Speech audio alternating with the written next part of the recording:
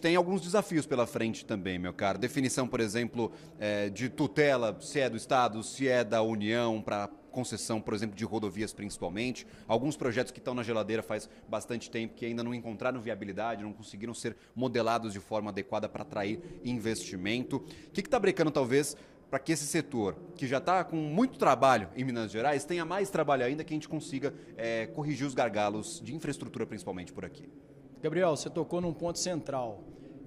A gente precisa buscar viabilidade dos projetos de concessão e PPP, especialmente no setor rodoviário. E a gente precisa somar forças, porque o Brasil precisa investir em infraestrutura. Nossa infraestrutura ainda é muito pequena.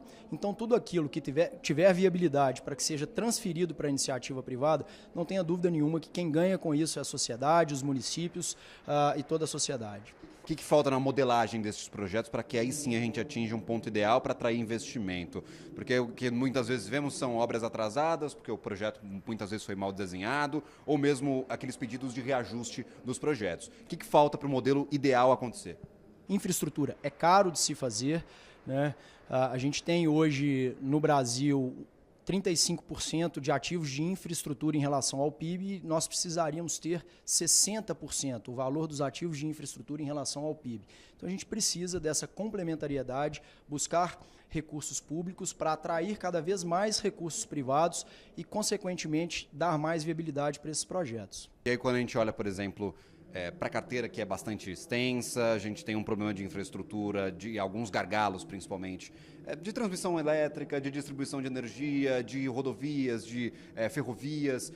A gente sempre cai nessa discussão dos juros e do custo do crédito aqui no país.